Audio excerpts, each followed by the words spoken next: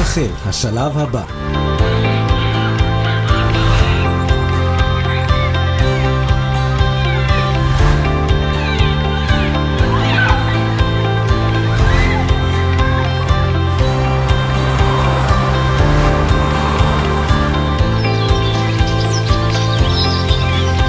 היישוב שבות רחל בדרכו להפוך ליישוב מרכזי בגוש שילה שימנה כ1,000 משפחות.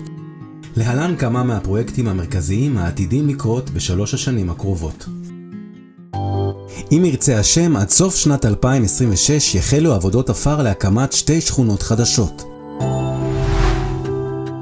שכונת הרי זהב. בשלב הראשון ייבנו 144 יחידות דיור לאורך הכביש העוקף, כחלק מהפרויקט הכללי שיכלול עוד 150 יחידות דיור ב5 השנים הבאות.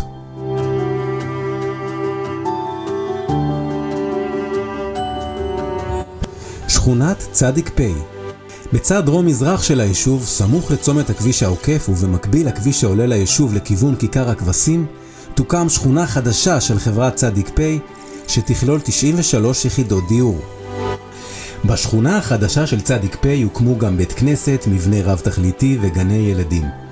מבנה זה יכלול בית כנסת חדש ואולם אירועים. בנוסף ייבנו באותו מגרש גם 4 כיתות גן וקומה מסחרית.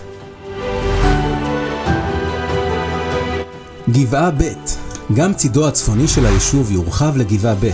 שם ייבנו 96 יחידות דיור שכרגע נמצאות בהליך תכנון, ובהמשך עוד 180 יחידות דיור נוספות.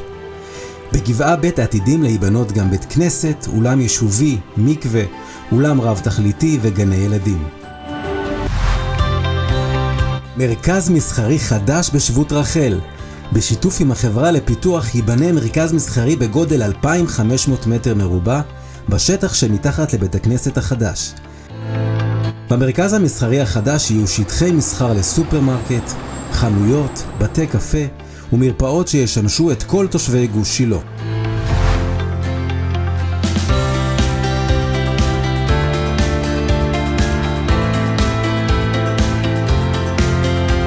בית כנסת קבע. בית כנסת הקבע שכרגע בנויים ממנו כ300 מטר מרובע, עתיד לצמוח לתוכנית המלאה של המרכז הרוחני בגודל כ1,300 מטר מרובע, ובתוכו מתחם של 3 בתי כנסת, ספרדי, תימני ואשכנזי, ותלמוד תורה אהבת מתן. בסמוך למרכז הרוחני בצומת רחוב נחלה ורחוב הרימון, יוקם מבנה ציבורי נוסף שיכיל ספרייה, אולם מרכזי, חדר נוער ושטחי מסחר. אלה הפרויקטים העיקריים שעתידים לקרות בשלוש השנים הבאות בעזרת השם. פרויקטים שמסמלים צמיחה משמעותית והופכים את שבות רחל ליישוב המרכזי בכל גוש שילה. מתרחבים בקרקע, מרחיבים את הלב. שבות רחל, לב העמק.